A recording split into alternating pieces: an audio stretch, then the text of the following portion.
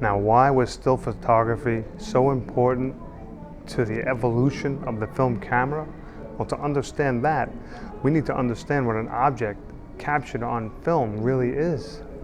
Movie cinema cameras require strips of film that run through a series of rollers and sprockets that passes a lens where at that point the film stock is exposed to light. So, frame by frame, the film is exposed as the object in front of the camera is filmed through the lens. So what is a movie? Well, it's a series of still images played consecutively to imitate motion and time.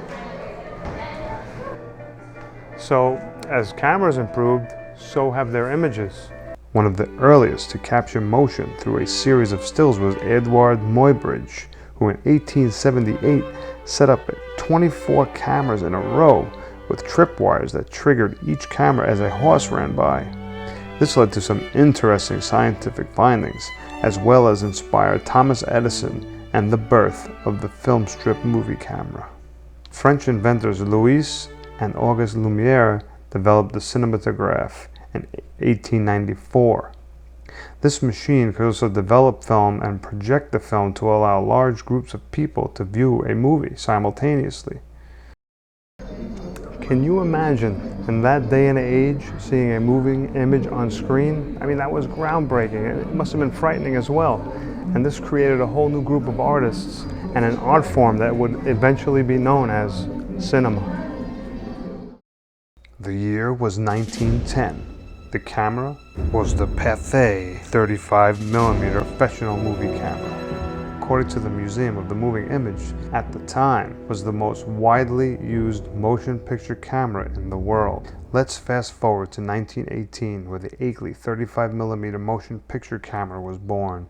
Designed by Carl Oakley, the pancake camera would be widely used by movie producers for newsreel footage.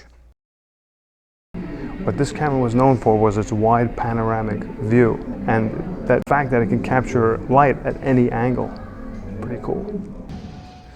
19 years later, in 1937, James J. Seeley used the Oakley 35mm to capture footage of the Hindenburg disaster. Debris Parvaux, the inventor who would overthrow Pathé with his invention of this 35mm camera in 1922 called the Parvaux interview camera. This camera was lightweight and portable, making it ideal for newsreel cameramen as well as travelers. Awesome.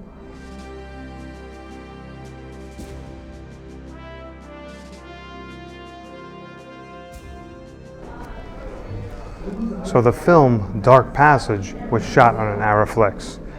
This was the first time a Hollywood film used a reflex camera. The Arri, as it is affectionately known, is still one of the greatest cameras of all time.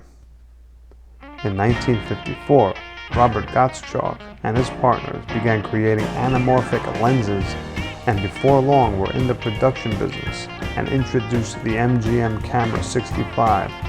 Panavision has many innovative milestones. They created a handheld version of their 65mm camera at a weight of only 24 pounds.